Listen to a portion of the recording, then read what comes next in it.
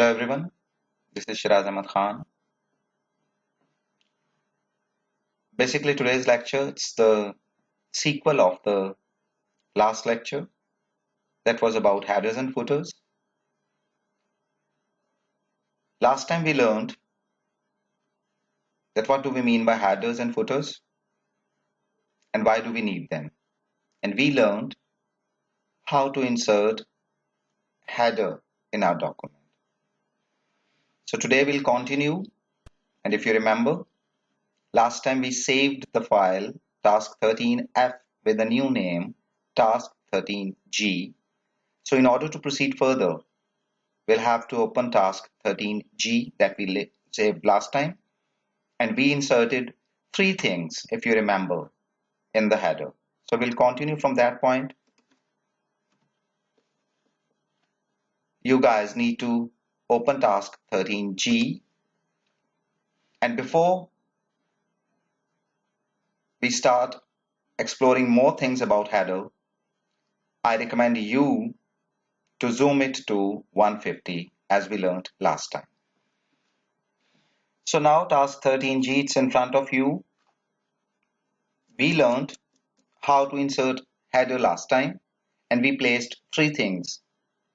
We chose the template with three columns. It was a blank template for header having three columns, and we replaced those placeholders with customized text as per the task requires. Now the first thing that I'll be sharing today is, once the header is placed, what are the methods to make modifications in the already placed header. The method is quite simpler. You just need to once again double click into the area where we have that header. Double click this. Automatically the header is enabled, and rest of the document and its text along with everything, whatever it has, it's disabled, or we can say that it's deactivated. And one more interesting thing is that design tab, it's again available to work with headers and footers. So this time, first of all, select everything in the header, press the delete key, and once again click the header option and choose the blank document, the blank header template. Once it's chosen, you'll see that this time only one placeholder is appearing. In order to place one thing more into the center of the document and one thing more into the right side of the header, the one option we saw last time, that choosing the header template with three columns, and the second method is that place the cursor at the end of this type here, placeholder. You just need to select it first, and now press the right arrow to place the cursor at the end of this first placeholder. Now, in order to type something into the center of this header, you just need to press Tab key once. Automatically, because of this option in the ruler, the cursor is jumped into the center of the header. You can type anything here of your choice, and once the typing is done, in order to move further to the right side of the header, you will have to press the Tab key one more time. Look, once the Tab key is pressed second time, automatically the cursor is shifted to the right side of the header. So viewers, up till now we have learned how to choose the templates for the header. We chose template with three columns, and today we took start from choosing the blank header having one inbuilt placeholder, and we learned how to insert something into the center of the header or onto the right side of the header without using the alignment options with the help of Tab key. So proceeding further, now we are going to learn how to use automated available objects in Microsoft Word. What are they and how can we insert them, and why do we need to insert them in headers and footers? So let's explore them one by one. Taking start from the very left side of it, we have page numbers option with us. If you click this, different options are available.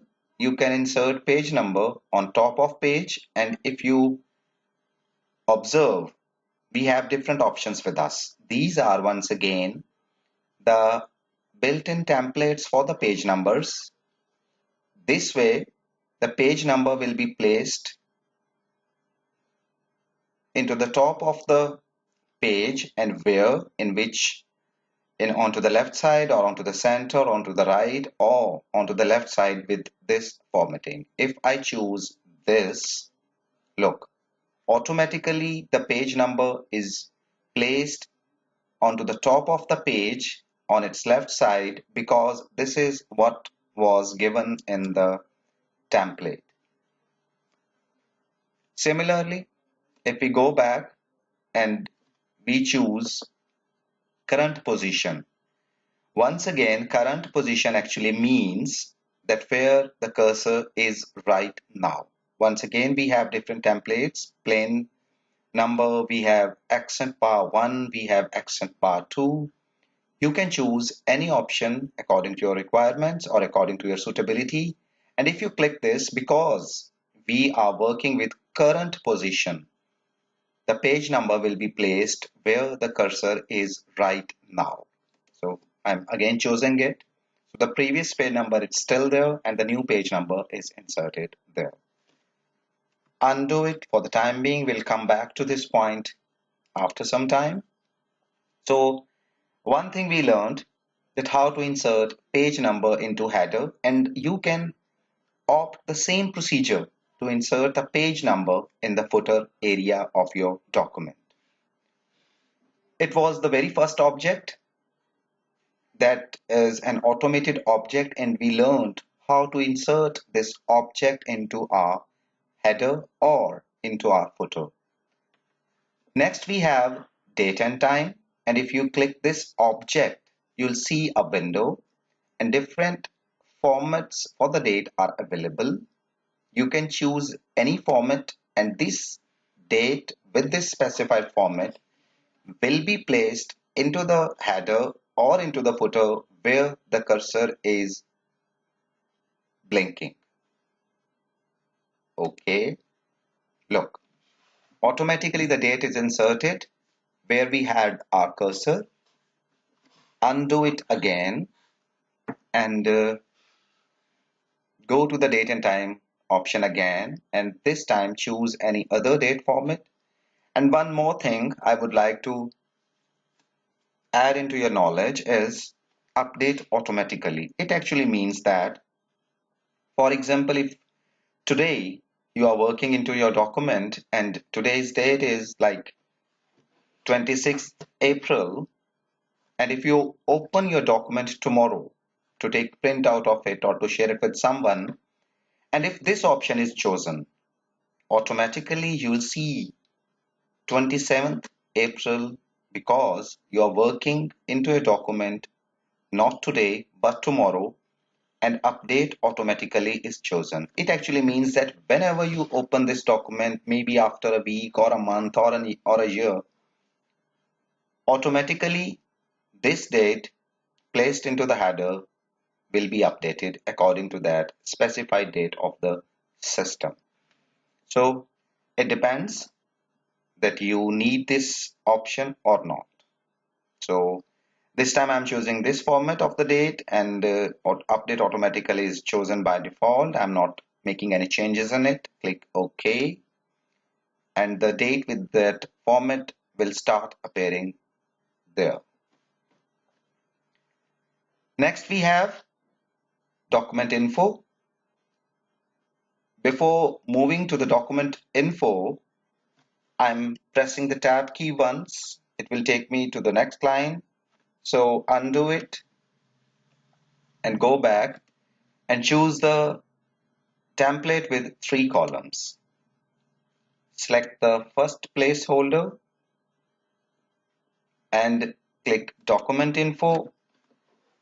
The pop-up is appearing. In this pop-up we have author, the author of this document, the file name, the file path, the document title, or the field. So let's see the first 3 options first. If you click the author, automatically the author of the document, its name is appearing there. Similarly, if you click the placeholder in the center of the header, go back to the document info, click file name, the file name is appearing there. Similarly, click the third placeholder, go to the document info and click the file path this time. Look, the file with its path is appearing there. Undo this option, go back to the document info, click the document title this time because there is no title for this document, so the word title is appearing. Viewers, one thing worth mentioning here is that page numbers, date time, or whatever we are discussing in the document info, author, file name, file path, field, all of these are known as automated objects.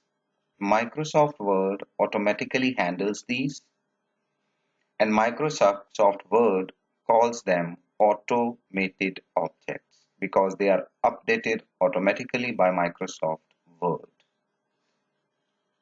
Coming back to this, undo it one more time, and this time click document info and click field option. And here a huge list of automated objects is given, and you can choose whatever is required in your document. If it is available in the list, you can insert it at the point where the cursor is. The same dialog box can be made visible by clicking the quick paths and choosing the third option, field. Once again, you see that the same dialog box is appearing, and this time I am inserting the file size, and in the file size we have options with us, file size in kilobytes or file size in megabytes, and you can choose the file size in kilobytes or megabytes, it's up to you. And different formats are available as well, like first capital, lowercase, uppercase. I'm choosing uppercase for the time being and clicking OK. So 19 means that 19 KB is the size of the file, the size of the current document that it's occupying, it's taking onto the disk. So viewers, up till now we have learned the different automated objects, that how can we place them in our document and in the header of our document. So let's go to the footer now and apply the same options there. Now the cursor is, or the control is inside the footer. Again, for the footer, if you click this option, you can see the same sort of options that we saw for the header. I'm again choosing the blank with 3 columns. So the same sort of formatting is appearing in front of you. Click the first placeholder, and this time from these options I'm choosing field, and I'm going to the file name.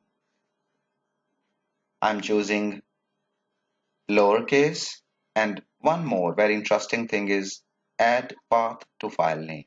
It actually means that file name along with its path will start appearing there in the footer.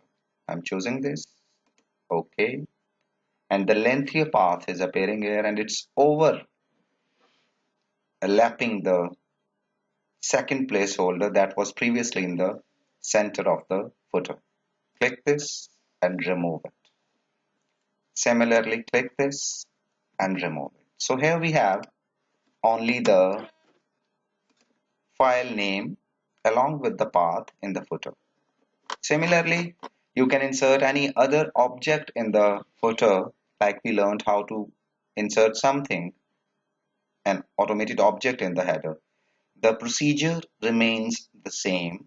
The only difference is that header objects will appear on top of your document and footer objects appear in the bottom of your document. The last thing for today's lecture, and then we wrap up the discussion about the headers and footers, is these two options: header from top and footer from bottom. This is basically the distance. If you observe that headers are automatically starting from this point, you cannot type anything above it. Similarly, you cannot type anything below the footer. So if you feel that you need some more space, or header should start its appearance from the point above the available point, you can reduce this distance. Like currently, the distance of the header from the top is 1.25 centimeters. Observe this area as well. Now we are going to reduce it to 1.2, 1.1, and you are observing side by side that the header is moving upwards. So basically this distance actually means the distance of the header from the top of your document, this one. It can be increased or it can be decreased depending upon your requirements. So for the time being, I am setting it to 1 centimeter.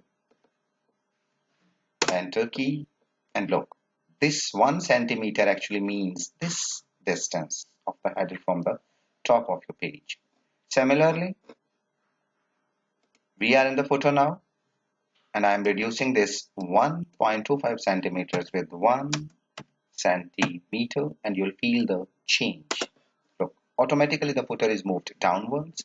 It means the distance of the footer from the bottom of the page is reduced from 1.25 to 1 centimeter. Few more things, that if you are finished working with the headers and footers, you can come back to your document by double clicking inside the document. Automatically the header is not available for editing, for modifications, because its color is grayed out. If you want to resume your work in header or footer, once again you'll have to double click. If you double click inside the footer, look, rest of the text is disabled. And one more method is there, that is, you can close header and footer by using this option, the close option in the design tab. If you click this, automatically the header and footer options will be closed and you would be able to start working into your document. So viewers, I hope this lecture will help you in understanding header and footer, and more importantly, the automated objects available for header and footer. Hope to see you again soon. Save the changes and finally exit MS Word. Thank you very much for watching this video, and do not forget to like the video if you feel that it deserves to be liked.